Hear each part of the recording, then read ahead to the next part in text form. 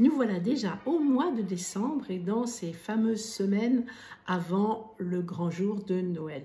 Et je me suis dit que parfois ces journées étaient un peu longues à passer et que vous auriez envie d'idées, d'activités à faire ou à proposer aux enfants un peu de tous les âges pour que ce mois de décembre reste un moment aussi magique dans la magie de Noël, dans cette période qui est tellement agréable et qui laisse des super souvenirs aux enfants.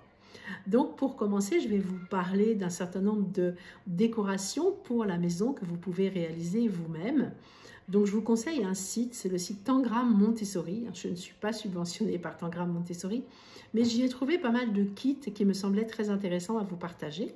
Donc particulièrement des étoiles en paille qui ont un côté tout à fait traditionnel et qui représentent vraiment un travail très très minutieux.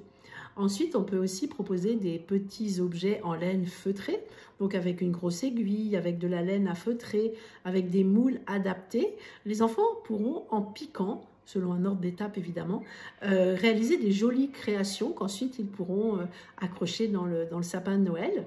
Il y a aussi des petites formes de Noël à poinçonner. Alors le poinçonnage est toujours un exercice qui est intéressant au niveau de l'écriture et qui demande aussi une très bonne concentration. Et là, on trouve de très très jolis modèles qu'on peut faire aussi sur du papier cartonné un peu plus épais pour décorer le sapin ou la maison. Ensuite, avec de la pâte autodurcissante ou alors de la pâte à sel nature ou alors avec à peindre ou alors en ajoutant des paillettes, des emporte-pièces de biscuits de Noël, on peut réaliser aussi des très jolies petites figures qu'on va pouvoir suspendre dans le sapin. Alors là, pas sur Tangram, mais sur d'autres sites que je vous mettrai en lien sur le blog des adultes de demain, www.lesadultesdedemain.com. On peut proposer aussi de la couture, de la broderie. Et ça, c'est des très belles activités qui permettent de développer la minutie, la concentration, la main. Et il y a des très très jolis kits pour réaliser des petites décorations adaptées aux mains des plus petits. Donc je vous donnerai les liens. Ensuite, il y a aussi du tissage sur du carton ou sur du bois, du tissage avec des perles, du tissage macramé. Ça, c'est plein de techniques différentes qui sont à découvrir et que vous allez pouvoir partager avec vos enfants pour créer, pour innover. Encore une fois, je vous mettrai les liens. Donc, il y a les sites d'Idois, il y a sur Amazon, il y a un site qui s'appelle Les Beaux-Arts Créatifs, il y a Tête à modeler aussi qui propose pas mal de modèles. Ensuite, on peut passer aux créations avec des éléments de la nature, parce que ça, c'est vraiment une grande tendance du moment. Et moi, je trouve que c'est très joli. J'ai vu dernièrement des couronnes de Noël entièrement en pommes de pin. C'était vraiment joli. Et puis, c'est vraiment plus respectueux, plus esthétique. C'est accessible. Donc, c'est important. On peut tout à fait penser à des décorations tout à fait nature. On peut décorer son sapin, la table, avec des branchages, des morceaux de bois, des éléments de la forêt. Et puis, il y a aussi des petites astuces qu'on peut adopter pour garantir une ambiance qui soit naturelle dans la déco de Noël. Donc, on peut faire une guirlande de pommes de pin, donc aussi même une couronne en pommes de pin. On peut faire des petits sujets avec des coquilles de noix, avec des pommes de pin. On peut faire des étoiles, des petits sapins avec des morceaux de bois assemblés. Et là, vous trouvez des choses sur Grandir avec Nathan. Pareil, je vous mettrai le lien.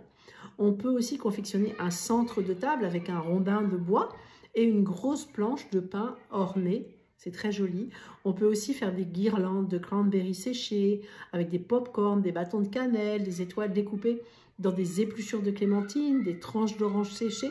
Et là, c'est très agréable parce que si ça parfume toute la maison, c'est vraiment super. On peut aussi décider de faire des créations avec des éléments de récupération. Bon, ça, c'est pour ceux qui aiment vraiment la récupération et c'est vraiment top de réutiliser les choses si on ne veut pas dépenser des milliers et des cents et puis aussi qu'on veut ne pas jeter trop. On peut remplacer par des récupérations et qui coûtent vraiment presque rien. Donc, il y a des jolies étoiles qu'on peut faire avec des rouleaux de papier toilette découpés. Ça, c'est sur un site qui s'appelle Culture Loisirs. Il y a aussi des petits personnages qu'on peut faire qui sont très simples avec des bouchons de liège. On peut faire aussi des petites cloches de Noël avec des capsules de café. On peut faire avec des ampoules usagées. On peut aussi les customiser avec de la peinture sur verre et ça fait un effet très joli. On peut aussi faire des photophores avec avec des conserves, en mettant aussi des clous. Là, vous aurez des liens et vous pourrez suivre des tutos qui sont vraiment super. On peut aussi fabriquer, comme je vous disais tout à l'heure, une couronne pour la porte. Donc ça, c'est toujours agréable de souhaiter la bienvenue aux invités, de les mettre tout de suite dans l'univers de la fête de Noël. Même nous, quand on rentre à la maison, en mettant une couronne traditionnelle qu'on accroche sur la porte de la maison. Donc on peut la faire en utilisant des branches souples qu'on prend sur un sapin et qu'on met en serre comme ça. On peut ajouter des pommes de pin, on peut utiliser du gui, qui est une plante qui est porte-bonheur, ou du hou qui symbolise la longévité. Et puis on peut ajouter des pommes rouges, qui est l'ancêtre de nos boules de Noël, et puis aussi des épices, de l'orange, et réaliser comme ça des super couronnes de Noël. On peut faire des couronnes avec des fruits d'automne, avec des pommes de pin, avec des boules de Noël assemblées entre elles, avec du papier peint, avec des tissus tressés. Vous verrez, en tapant ce genre de mots, vous allez trouver des tutos super sur Internet. Ensuite, on peut aussi proposer, ce que les enfants aiment beaucoup, à tous les âges, c'est les décorations sur les vitres. Donc ça, c'est vraiment un truc sacré qu'ils aiment beaucoup. Et pour créer vraiment une ambiance de fête à la maison, il faut vraiment ne pas oublier les fenêtres. Et avec quelques idées et des bonnes inspirations, une vitre ou un rebord de fenêtre se transforme vraiment en féerie de Noël à l'intérieur comme à l'extérieur. Donc on peut utiliser ce qu'on appelle des feutres craie. Donc c'est des marqueurs qui sont blancs ou colorés, qui sont capables d'écrire sur toutes les surfaces, de l'ardoise jusqu'au verre. Et ça s'efface en un coup de chiffon. Donc autant dire que les feutres craie, c'est les rois du décor des fenêtres, puisqu'ils peuvent dessiner sur toutes les surfaces vitrées et y rester jusqu'au prochain nettoyage sans rien abîmer. Donc on les utilise à Noël pour dessiner sur les vitres, et quand on ne maîtrise pas le dessin à main levée, on imprime des motifs de Noël à scotcher et de l'autre côté de la vitre pour en reproduire toutes les lignes.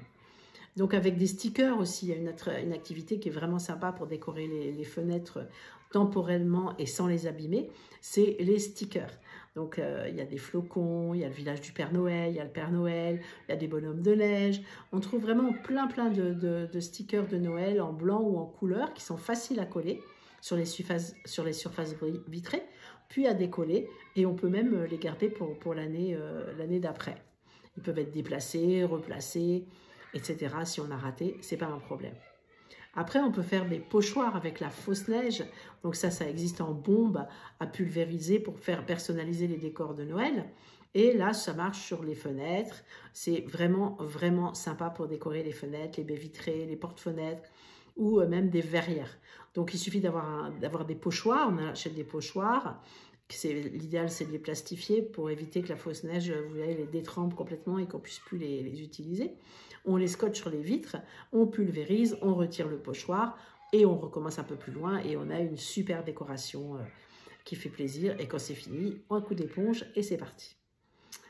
On peut aussi faire des belles étoiles multicolores en papier, c'est avec du papier plié.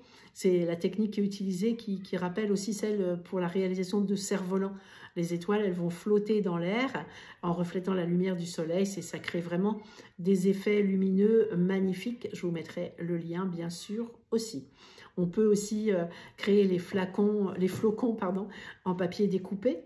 Donc ça, c'est vraiment le classique de Noël, c'est de découper des flocons de neige. On plie le papier, ça fait un gabarit qu'on va suivre. Et le tour est joué en dépliant le papier. On obtient de jolis flacons découpés. C'est vraiment très joli. Et pour les plus habiles, bien sûr, on peut découper directement dans un papier plus épais avec un cutter, mais vraiment pour les plus grands. Donc, avec après une pointe de scotch, des choses comme ça, on accroche ça. Alors après, quelques idées aussi d'activités où on peut sortir, bien sûr, les fameuses vitrines de Noël, les illuminations, les marchés de Noël. Donc il y a maintenant des marchés de Noël vraiment partout, avec les petits chalets, ou alors parfois c'est juste des stands d'artisans avec des gourmandises. Et ça c'est vraiment, vous pouvez vous renseigner parce que c'est vraiment sympa et c'est vraiment féerique. Et il y en a un peu partout, vous pouvez vous renseigner sur des événements locaux qui sont prévus et aller y flâner en famille. Et les villes et les villages dans cette période, vraiment, ils sont décorés de lumière, de sapins, les commerçants décorent les vitrines. Et c'est vraiment un moment où on peut s'émerveiller en cette période de Noël. On peut aussi, ensemble, préparer et écrire des cartes de vœux que l'on va envoyer aux gens qu'on aime. Donc ça, c'est vraiment une tradition que je trouve importante et qu'il serait bien de conserver. Donc cette coutume, elle est apparue en Grande-Bretagne, elle est très vivante en Grande-Bretagne. Et les cartes de vœux en ce moment sont remplacées petit à petit par des SMS ou par des textos ou par des cartes virtuelles. Mais moi, je trouve que c'est vraiment mieux de créer soi-même sa carte et ça fait vraiment plus plaisir d'écrire son message à la main, de faire une jolie carte ensemble, je sais pas, avec des stickers, avec des dessins. Et après, on les affiche si on a une cheminée ou sur une étagère et on garde ça pendant tout le mois de janvier. Et c'est vraiment très agréable à faire et on peut les faire ensemble. Et c'est une attention pour les autres. On peut aussi en profiter pour découvrir aussi les traditions de Noël ailleurs.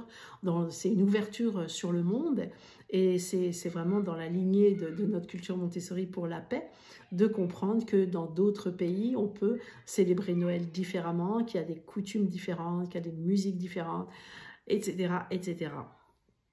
Et écouter les chansons de Frank Sinatra, de Mariah Carey, passer par l'Ave Maria ou les musiques de Disney. Mais c'est vraiment sympa d'écouter en voiture ou à la maison, de se baigner vraiment dans Noël en permanence. Moi, je me souviens qu'avec mes enfants, tout le mois de décembre, je leur passais que des chansons de Noël dans la voiture, le soir à la maison, et le soir aussi, on nous racontait que des histoires de Noël, vraiment se plonger dans cette magie.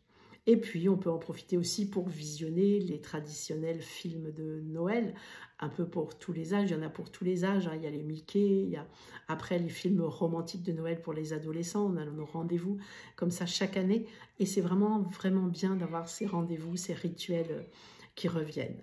Donc des films, il y a Monsieur Bout de Bois, Arthur et la magie de Noël, La course aux jouets, La famille Claus. Et vraiment, puis après les films romantiques sur Noël, on ne peut pas passer à côté. Avec le froid donc, qui va s'installer, on a envie parfois de rester au chaud. Et on peut en profiter pour cuisiner des recettes de Noël aussi. Donc on peut déguster vraiment des mets délicieux et des gourmandises, déjà en faisant la cuisine à la maison, des recettes traditionnelles comme des sablés, comme des brioches, comme du pain d'épices, boire des chocolats chauds, manger des chocolats de Noël. C'est vraiment une bonne façon de faire attendre.